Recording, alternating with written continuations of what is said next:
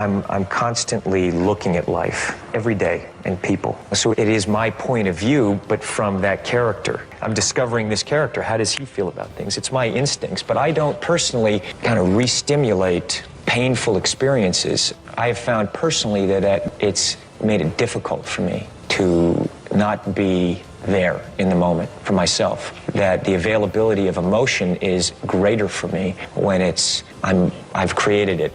I am the character, and I'm there in the moment, and whatever happens, happens. It's more available every take after take after take, and that's what works for me, the power of my own imagination and my own ability to believe. And I create everything to get myself to the point where I am that character, and I don't invalidate whatever choice or impulse that I have on a scene, whatever it is. I'm tired. Okay, well, that's interesting. Well, I never thought it's kind of this thing I've never thought of this point of view, but I'm going to just go with it and see what happens. And then from that comes energy, from that, because you're creating it. It is for use. It can turn around anyone's education difficulties and change one's life. It's applicable to people at every level of society, every nationality, every age. I'm not just a promoter of study technology. I am not just a believer in study technology. I use this technology each and every day in my life, at my work, with my children, in every area of life. And I am proof of what study technology can accomplish. And because of that, nothing drives me more than my desire to help the world's youth to obtain what I didn't have so they can realize their dreams. I went to a dozen different schools throughout America and Canada when I was growing up. I had been diagnosed with a false label, dyslexia. With that, I had been told I had a learning disorder. Of course, once you have that label, you believe it is hopeless and nothing can be done. So one day, I went and had a lesson. And after one day, I gave it up. I couldn't do it. I thought, I'm dyslexic. Damn this dyslexia. I've got to figure this out. I tried everything. Different tutor groups, different speed reading courses. I hired people to come in and read with me. But shortly after that, I discovered the study technology. Now, I am a licensed pilot. I have my own film company. I own and run 3 companies. And I continue to act in movies in addition to all that. And I learn every single day. Because of what the study tech did for me, I started helping others. Now my mission is to make study technology available for everyone who wants to reach for any group, any person, any teacher, any mentor, any parent, every child, anyone. Because there are solutions outside of frustration, anger, or just take a pill. Education is the key.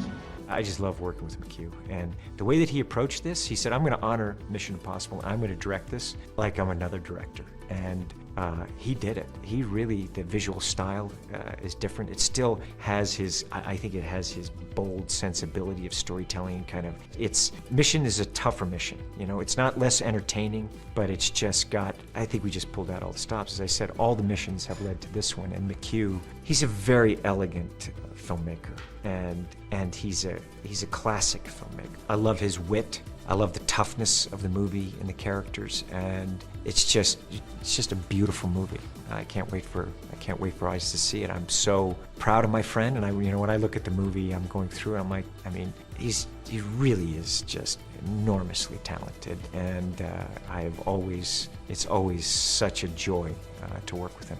He's a guy who's a world creator, a true visionary. And what I mean by that is you just look at the example. When I went and I saw in post some stuff on Tron, and he shared with me the story that his next film. And I think when the audience sees the story, it just has amazing twists all the way up until the final frame. And then he took me through the world that he was going to create. The trick was finding Crater Lake was very challenging. Finding that location, something that is so picturesque and inviting. But the design of, you look at the wardrobe, the drones, the house, the bubble ship, all of that design was stuff that Joe came with early on. And it was pretty exciting, because we built the bubble ship, and some of the greatest car designers in the world actually came together to build this. So when the day that it showed up on set, we'd been waiting a long time, and Joe and I think we were like little kids getting in that bubble ship, feeling, this thing was like a fine piece of jewelry put together. We were worried about high levels of dehydration and going into shock. So when we were doing the fight, after every single take, they would come and unzip us, and I had massive amounts of ice packs that would come in to try to bring our body temperature. I am honored to have worked with all of them. Rather true creative geniuses, legends in their own time. And to me, that is what this particular award represents. For while it bears Kubrick's name, what I experienced from him is the hallmark of every great director I've been so honored to work with. So it's the recognition of the magnificent power that films possess to effect positive change in the world. Whether desiring it or not, every artist inherits this same responsibility. So while there are many ways of gauging success in any field of artistic endeavor, the true test comes within oneself and one's own responsibility to those for whom he works, to those on whom he depends. And in the world of filmmaking, that is, of course, the audience. So while I have had the great fortune, the very, very great fortune of having a successful career where I could live my dreams, it is my hope in doing so that my work may in turn inspire others to dream. That's also why I am humbled to be honored.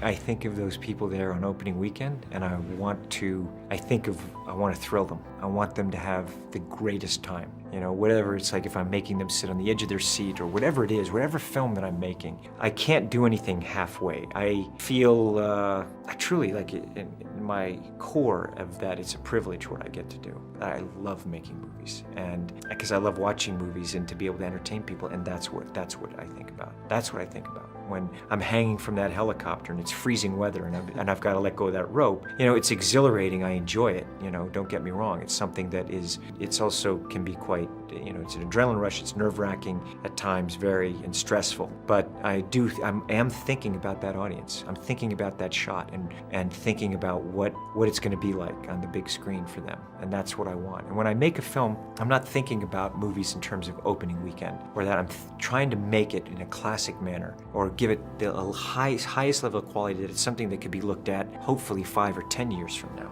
You know, that, you know, those movies that you and I look at that were made before, that we can't help ourselves. You have a voice as an artist. It's just getting your own confidence. And you find it just by doing it. And when you're playing that character, that is your character, and your instincts on the character are your instincts on that character. And we're constantly looking at life. What is it? What is it? Where are we? You know, look how interesting. Look at different cultures, different beliefs. You know, how do they come to that? How do I feel about that? What do I think? It is a daily adventure. You have your voice. It's there. Just do it. Do it. Do it. Do it. Create. You know, don't let anyone stop you from being creative. You do it. And that confidence will come. That's why I say, you know, people, there's no right way to do it.